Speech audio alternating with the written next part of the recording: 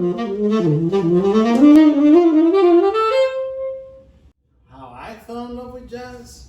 That question takes me back to 1992, and I'm sitting in my band class, and my teacher tells me that he wants me to learn the saxophone.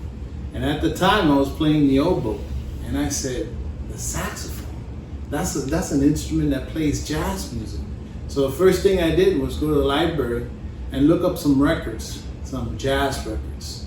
And how I fell in love with jazz was seeing that first record of Charlie Parker and Dizzy Gillespie live at Birdland. Listening to that album changed my life. The music became a part of me as I became a part of it.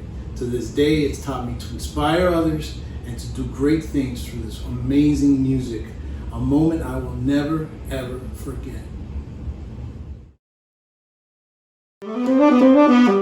Ornithology. Ornithology was one of my favorite songs. It was on that record with Charlie Parker and Dizzy Gillespie, and I remember how easy they made it sound. It was a language known as bebop.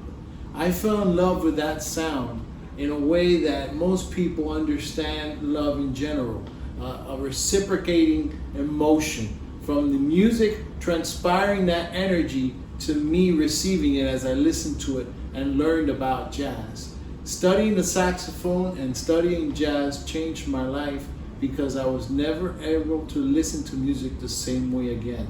The language of bebop, how Charlie Parker developed it with Dizzy Gillespie back in the 1940s, is probably one of the most amazing experiments in music ever.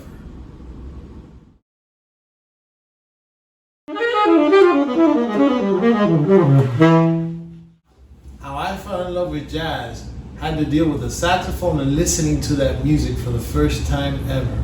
But then what I came to realize was that jazz is such a diverse music, so many different styles of jazz, that my love kept growing for the music as time went on, and me studying the saxophone and all the woodwinds changed my life forever because I was able to appreciate all the different styles of jazz. I fell in love with jazz more and more as I learned about the different styles: Latin jazz, traditional jazz, jazz fusion, electronic jazz today. Everyone that ever made this type of music had some type of contribution in it, and that's what makes jazz so amazing.